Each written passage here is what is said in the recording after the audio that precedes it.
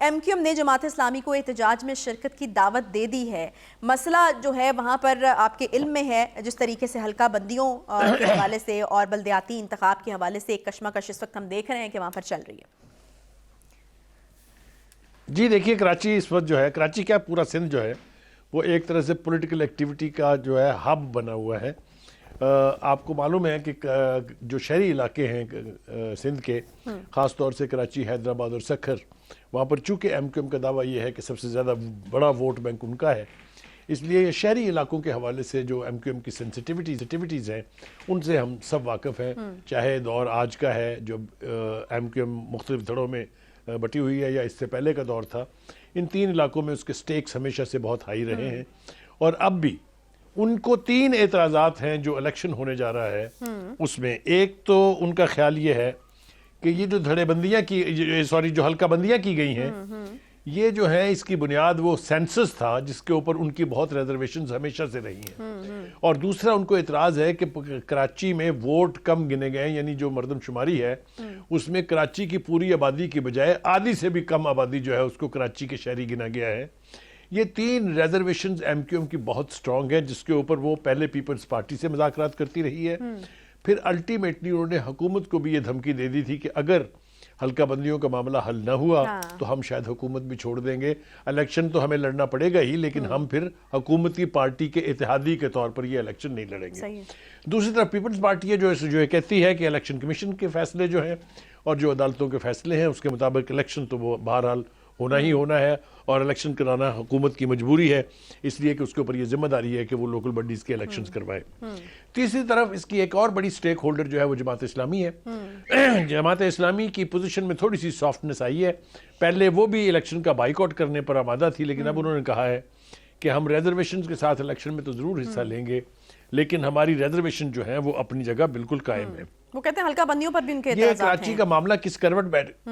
تحفظات ہیں. جی میں نے کہا کہ حلقہ بندیاں، ووٹر لسٹ اور سینسس جو ہے اس کے حوالے سے ان کے درینہ یعنی ریزرویشنز ہیں، کوئی تازی نہیں ہے، انہوں نے گھڑی نہیں ہے، بلکہ یہ ہمیشہ سے ان کا موقف رہا ہے. جب سینسس ہوا تھا اس کو بھی انہوں نے ریجیکٹ کیا تھا، پھر کہا تھا سینسس دوبارہ کرائیں. بہت ساری کمپین جو ہے انہوں نے چلائی ہے. اب جو ہے وہ احتجاج کرنے جا رہے ہیں، اور اس میں انہوں نے جماعت اسلامی سے کہا کہ آپ ہمارے حصے دار بنے، پارٹنر بنے. تو جماعت اسلامی نے میرے خیال سے اس کو تو انٹرٹین نہیں کیا ہے، اور ان کا ہے کہ ہم احتجاج میں تو حصہ نہیں لیں گے،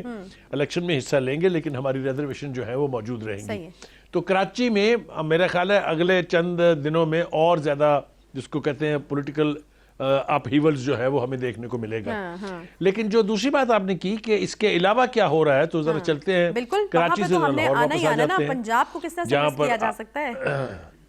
پنجاب کو کس طرح سے مس کیا جا سکتا ہے؟ جہاں پر آپ بیٹھی ہوئی ہیں. جی بالکل، 11 جنوری سے قبل ہر صورت اعتماد کا ووٹ لیا جائے. خان صاحب نے انسٹرکشنز دے دی ہیں. بخاری صاحب، یہاں پر کیا ہونے جا رہا ہے؟ جی بالکل جس شہر میں آپ بیٹھی ہیں وہاں عمران خان صاحب کافی ہفتوں سے وہاں محصور ہیں. وہ میں محصور اس لیے کہہ رہا ہوں کہ وہ ساری جو گورنمنٹی پارٹی ہے پی ڈی ایم، ان کا خیال یہ ہے کہ جی وہ چونکہ ڈرتے ہیں کہ اگر وہ کھلے بندوں جائیں گے تو جتنے مقدمات ان کے اوپر ہیں شاید حکومت جو ہے کوئی ایکشن نہ لے لے اس کے حوالے سے. مگر وہ وہاں بیٹھ کے اپنی پارٹی کو ری ایکٹیویٹ کرنے کی پوری کوششیں کر رہی ہیں. 2-3 جگہ انہیں ناکامی ہوئی ہے، اس کا ذکر کرنا بہت ضروری ہے عائشہ. ایک تو یہ کہ وہ انسانی سروں کا سمندر جو پہلے 25 مئی کو اور پھر 26 نومبر کو نکلنا تھا وہ تو نہیں نکل سکا، اور اس کے اوپر عمران خان صاحب بہت برہم ہیں اپنی پارٹی کی لیڈرشپ پر، اپنی پارٹی کے ورکرز کے اوپر. اس کے بعد جو دوسری ناکامی ہمیں دیکھنے کو ملتی ہے وہ یہ ہے کہ انہوں نے کہا تھا کہ جی ہر شہر، بڑے شہر میں احتجاج کیا جائے اور اس کی ایک پوری کیمپین بنائی جائے نیشنل لیول کے اوپر. وہ بھی آپ نے دیکھ لیا کہ ٹھس ہو گئی ہے. اب جو ان کے سٹیکس ہیں وہ یہ ہیں کہ انہوں نے کہا تھا کہ وہ پنجاب اسمبلی اور کے پی کے اسمبلی جو ہے وہ توڑ دیں گے. وہ بھی نہیں ہوا، اور اس کی وجہ کسی پی ڈی ایم کی یا نون لیگ کی کامیابی نہیں ہے، بلکہ ان کی پارٹی کے اندر جتنی ڈسنشن ہے اس کے حوالے سے. کے پی کے لوگ، آپ نے دیکھا ہوگا وہ انٹرویو ایک ایم این اے کا وہاں سے جو ہم نے چلایا بھی تھا، وہ یہ ہے کہ 50% of P T I's member of the K P کے اسمبلی وہ نہیں چاہتے کہ جو اسمبلی ہے توڑی جائے. اس سے بدتر پوزیشن وہ پنجاب میں، اگر آپ کو یاد ہو پرویز الہی صاحب کا اور مورن اسلائی کا اسٹیٹمنٹ کہ 90% لوگ جو ہیں وہ نہیں چاہتے کہ پنجاب اسمبلی جو ہے ٹوٹے. تو یہ ان کی تیسری بڑی ناکامی ہے کہ جو وہ چاہتے تھے مجھے یہ بات بتائیے کہ کیا خان صاحب بھی یہ چاہتے ہیں کہ اسمبلی ٹوٹے، کیونکہ کے پی کی اسمبلی توڑ دینی چاہیے تھی اگر واقعی جینوینلی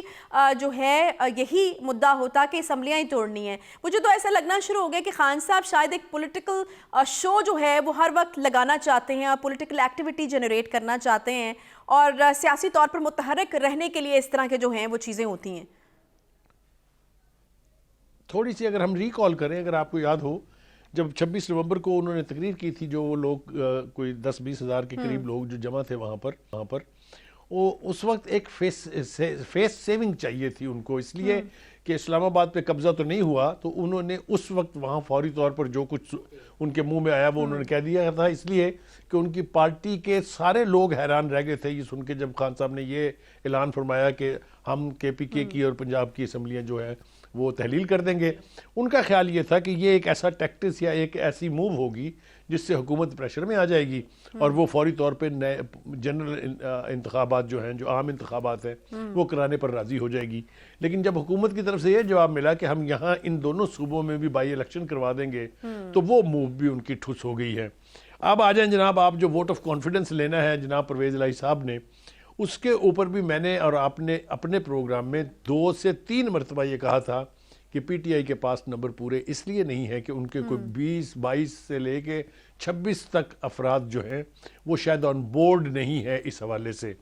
اب وہ کس کی کامیابی ہے، چاہے وہ اسے پنجاب کا جادوگر جو ہے جس کا نام آصف زرداری ہے، کریڈٹ آپ اس کو دے دیں، کریڈٹ آپ نون لیگ کے ساتھ شیئر کر لیں، جس کو بھی دیں، اگر یہ ہونے جا رہا ہے 9 جنوری کو، کیونکہ پہلے 11 جنوری تاریخ تھی ووٹ آف کانفیڈنس لینے کی، اب وہ 9 جنوری ہو گئی ہے، اگر تو یہ ہونے جا رہا ہے اور وہ ووٹ آف کانفیڈنس لے لیتی ہے تو میرے خیال سے پرویز الہی صاحب کی، مونس الہی صاحب کی اور عمران خان صاحب کی یہ بہت بڑی جیت ہوگی۔ اگر یہ ووٹ آف کانفیڈنس مل جاتا ہے تو میں آپ کو یقین دلاتا ہوں کہ خان صاحب کا میں آ رہا ہوں، پہلے جملہ پورا کر لوں میں، کہ میں آپ کو یقین دلاتا ہوں کہ خان صاحب کا یہ خواب بھی شرمندہ تعبیر نہیں ہوگا اور یہ انہیں تسلسل کے ساتھ 4تھی یا 5ویں بار ہزیمت اٹھانا پڑے گی۔ اب اس کے چانسز کیا ہیں کہ وہ ووٹ آف کانفیڈنس لے پائیں گے یا نہیں لے پائیں گے؟ اگر تو پی ٹی آئی کی پوری ممبرشپ جو ہے پنجاب اسمبلی کی وہ انٹیکٹ رہتی ہے، وہ اس دن اسمبلی کے اجلاس میں شرکت کرتی ہے، وہ پرویز الہی کو ووٹ دیتی ہے، تو کوئی بھی یہ ووٹ آف کانفیڈنس روک نہیں سکتا۔ اچھا، وہ یقینی طور پر لے لیں گے۔ لیکن جیسا میں نے آپ کو اشارہ کیا، اگر اس کے اندر کہیں کچھ گڑبڑ ہے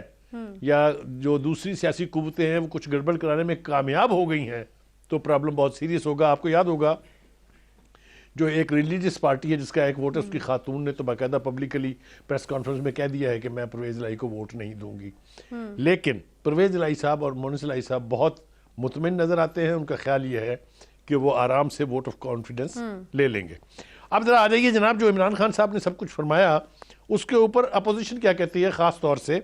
سعد رفیق انہوں نے بھی آج کچھ باتیں کی ہیں، پریس کانفرنس بھی کی ہے۔ جی ہاں، انہوں نے بہت امپورٹنٹ باتیں کی ہیں۔ انہوں نے کہا کہ جی ہم نے 4.25 سال تک ایک انلیگل گورنمنٹ کو، جس نے مینڈیٹ چرایا تھا، جس نے اسٹیبلشمنٹ کے ساتھ مل کے پی ایم ایل این کو اس کے یعنی مینڈیٹ سے انحراف کروایا تھا، انہوں نے جس طریقے سے خاص طور سے اگر آپ کو یاد ہو کہ فوجی قیادت جو ہے، جو ہماری عسکری قیادت تھی، اس کے اوپر بھی انگلیاں اٹھی تھی۔ یہ کوئی ڈھکی چھپی بات نہیں ہے کہ 2018 کا الیکشن جو ہے وہ کس طرح سے منور ہوا تھا۔ وہ کہتے ہیں کہ جناب ان کو اپنے عمران خان صاحب جو کچھ کہہ رہے ہیں وہ اتنی غیر سنجیدہ باتیں ہیں کہ ہم نہیں سمجھتے کہ اس کا جواب دینا چاہیے۔ یعنی آپ یوں سمجھ لیجئے کہ وہ کہتے ہیں کہ ہماری حکومت کے خلاف تو 2 لانگ مارچ ہو گئے ہیں، لیکن ہم نے ان کی لیگل گورنمنٹ کے خلاف کوئی لانگ مارچ نہیں کیا تھا۔ اب یہ تو چونکہ بیٹل آف ورڈز ہے عائشہ، یہ تو جاری رہے گی، لیکن مجھے ایک اور بات کرنی ہے اور وہ ہے فواد چودھری صاحب کا بیان تذکرہ بھی کیا۔ دیکھیے ان کو تو شرم آنی چاہیے یہ کہتے ہوئے کہ پاکستان میں جو نظام انصاف ہے اس کا کوئی بحران پیدا ہو گیا ہے۔ ابھی تو آپ نے چکھا ہی نہیں ہے کہ عدالتوں کے فیصلے ہوتے کیا ہیں۔ یہ تو پوچھئے نون لیگ سے جا کے، یہ پوچھئے پیپلز پارٹی سے جا کے جنہوں نے یہ بھگتے ہوئے ہیں۔ ابھی تک تو آپ کا لاڈلا پن جو ہے وہ ختم نہیں ہوا ہے، مگر اب چونکہ کچھ ایسے کیسز عدالتوں کے پاس چلے گئے ہیں جس میں ان کی مرضی کے خلاف فیصلے آنے کی توقع ہے، تو انہوں نے ابھی سے کہنا شروع کر دیا ہے کہ نظام انصاف جو ہے جی وہ بحران کا شکار ہے۔ خان صاحب جو ہیں وہ الیکشن کمیشن سے لے کے جون لاٹھی چارج شروع کرتے ہیں، نہ عدالتوں کو بخشتے ہیں نہ ججز کو بخشتے ہیں۔ دیکھیے آنے والے دنوں میں جو پروسیڈنگز اس وقت عدالتوں میں چل رہی ہیں عائشہ، میں آپ کو وثوق سے کہتا ہوں، چاہے عمران خان صاحب اپنے خلاف وہ جو فیصلہ تھا کہ جن کو لیڈرشپ سے ہٹایا جائے، پارٹی کی چونکہ نااہل ہو گئے ہیں، وہ انہوں نے چیلنج تو کر دیا ہے، لیکن یہ سارے وہ فیصلے ہیں، چاہے فورن فنڈنگ کا معاملہ ہے، چاہے توشہ خانہ کا معاملہ ہے، یہ ڈینجرس کیسز ہیں۔ ان میں سے کسی ایک میں بھی فیصلہ اگر ان کے خلاف آ گیا تو آپ ذرا تصور کیجئے کہ منظرنامہ کیا ہوگا۔